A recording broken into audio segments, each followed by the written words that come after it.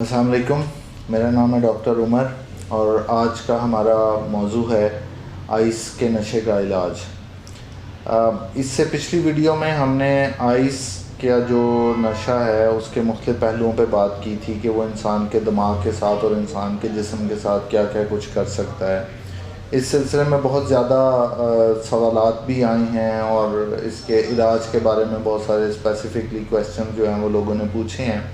तो आज थोड़ी सी इसके बारे में हम बात करेंगे। जिस तरह हमने पिछली वीडियो में बताया था कि आइस का नशा जो है ये कितना ख़तरनाक साबित हो सकता है और आजकल कितना ज़्यादा है ये हमारी सोसाइटी में।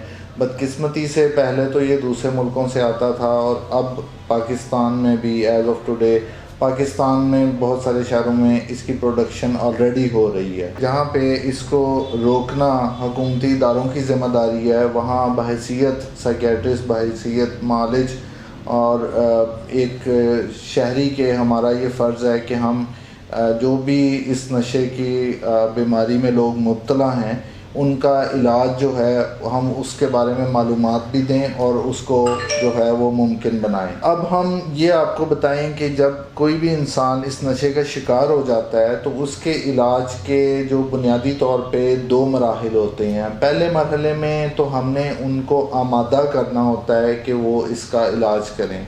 ये आमादगी सिर्फ़ उस सूरत में जो है वो कामयाब होती है जब इंसान की क़ुव्वत फ़ैसला महफूज हो, यानी उसको पता हो कि वो बीमार है और उसको उसके इलाज की ज़रूरत है। देखा ये गया है कि इस नशे की इनिशियल स्टेजेस पे जब ये कोई इंसान ये नशा करना शुरू करता है तो उस वक़्त उसके जहन के अंदर ये चीज़ समटाइम्स आती है कि मुझे ये नशा जो है वो छोड़ना चाहिए। जिस तरह हर नशे को छोड़ने के मुख्तलिफ मदारिज होते हैं जिसमें इंसान उसको छोड़ने के बारे में सोचता है या उसको ये पहले ख्याल आता है कि ये मेरे साथ अच्छा नहीं कर रहा नशा तो मुझे इसको छोड़ना चाहिए। फिर अगले मरहले में वो उसको छोड़ने के मुख्तलिफ तरीक़ों के बारे में मालूमात हासिल करता है, फिर वो उसको छोड़ता है और फिर वो उसको छोड़ के ज़िंदगी सोबर एक गुजार रहा होता है और फिर समटाइम्स वो रिलैप्स कर जाता है, यानी दोबारा से शुरू कर देता है। हम रिलैप्स को जो है वो इलाज का हिस्सा कहते हैं, इसलिए ये एक दफ़ा छोड़ेगा हो सकता है वो दोबारा कर ले। 90% रिलैप्स है, 100 लोग अगर छोड़ते हैं तो 90% जो 90 हैं वो दोबारा करते हैं। तो हमने इसमें ये देखना होता है कि उसकी विलिंगनेस है या नहीं, मोटिवेटेड है या नहीं है। अगर तो उसकी जो इनसाइट हमारी ज़ुबान में कहते हैं, अगर तो उसके अंदर ये चीज़ मौजूद है कि वो फ़ैसला कर सकता है दी हुई मालूमात के मुताबिक कि उसको नशा छोड़ना चाहिए या नहीं छोड़ना चाहिए, तो वो ये फ़ैसला लेने के काबिल होगा कि अभी वो उसे इलाज की ज़रूरत है। अगर वो अपने होशो हवास में नहीं है, जिस तरह आइस करने वाले बहुत सारे लोग होते हैं, आपने पिछले कुछ अरसे में देखा होगा बहुत सारे लोगों ने इंतहाई भयानक किस्म के जराइम किए आइस के नशे में, बहुत सारे कत्ल किए लोगों ने, मुख्तलिफ़ लोगों ने मुख्तलिफ़ जगह पे पाकिस्तान में ये वाक़यात हुए हैं, मैं उनकी तफसील में नहीं जाऊँगा। तो वो लोग जो थे उनके अंदर इंसाइट नहीं थी, उन्हें ये नहीं पता था कि उन्हें जो है वो इलाज की ज़रूरत है।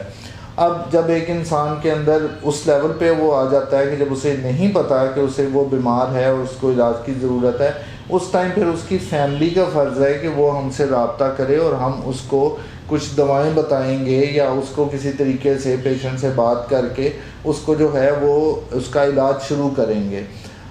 आम तौर पे देखने में आया है कि मरीज़ जो है ना दवाई खाने पे आमादा होता है, ना जो है वो इलाज कराने आने पे आमादा होता है। ऐसी सूरत में ख़ानदान को हमसे रब्ता करना चाहिए। इसके लिए मैं एक जनरल गाइडलाइन नहीं दे सकता यहाँ पे, क्योंकि ये हम इंडिविजुअल पेशेंट के हालात, उसके ख़ानदान के हालात, उसकी जो माशी हालात हैं और जो भी उसकी सूरत हाल है, बीमारी की स्टेट है, उसके हिसाब से उसको मशवरा देते हैं। जब एक दफ़ा वो आ जाता है मरीज़ तो हमारा पहला काम ये होता है कि हम उसको नंबर एक जो दिमाग पे उसके असर हुआ है, जो उसमें साइकोटिक सिम्टम्स आनी शुरू हुई हैं नशे की वजह से, उनका इलाज करें। नंबर दो, आइस छोड़ने पे जो जिस्म के अंदर कुछ तब्दीलियाँ आती हैं, जिस तरह पट्ठों का अकड़ाव, खिंचाव या दर्दें होना जिस्म में या और इस तरह की अलामतें हैं, हम उनका सिम्टोमेटिक ट्रीटमेंट करते हैं। تو اس چیز کے لیے جو داخل ہونا ہے مریض کا وہ بہت ضروری ہوتا ہے. گھر پہ بعض صورتوں میں یہ علاج ممکن ہوتا ہے، بعض صورتوں میں ممکن نہیں ہوتا.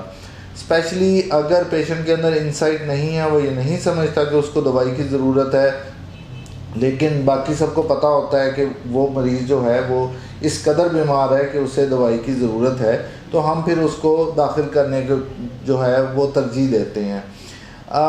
ایک دفعہ جب وہ داخل ہو جاتا ہے، وہ ٹھیک ہو جاتا ہے، اس عمل میں بہت زیادہ ٹائم نہیں لگتا. جو ایک ٹریڈیشنل ماڈل ہے اس کے برعکس بہت زیادہ وقت نہیں لگتا. عام طور پہ چند ہفتوں میں یا کچھ مہینوں میں وہ ٹھیک ہو جاتا ہے. اس کے بعد اس کا جو دوسرا ٹریٹمنٹ ہے جس کو ہم ریہیبلیٹیشن کہتے ہیں، وہ مرحلہ شروع ہوتا ہے.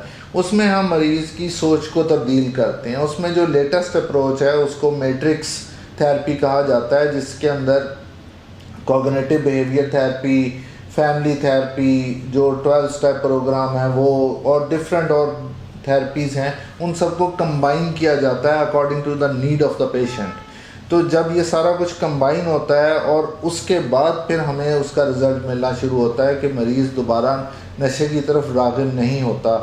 یاد رکھیں، نشے کے علاج میں ریگولر فالو اپ شامل ہے. یعنی ایک دفعہ اگر اس نے چھوڑ دیا ہے، دوبارہ اگر پیشنٹ کو کریونگ ہوتی ہے، اس کا دل کرتا ہے، یا اگر نہیں بھی کرتا، اس کو کچھ عرصے تک جو ہے وہ سائیکیٹرسٹ کے پاس آنا چاہیے تاکہ وہ دوبارہ سے اسی نشے کی جو سرکل ہے اس میں دوبارہ سے انوالو نہ ہو. میں امید کرتا ہوں آئس کے نشے کے علاج کے سلسلے میں آپ کو یہ ویڈیو پسند آئی ہوگی. مزید ایسی معلوماتی ویڈیوز دیکھنے کے لیے دیکھتے رہیے سائیکیٹری کلینک.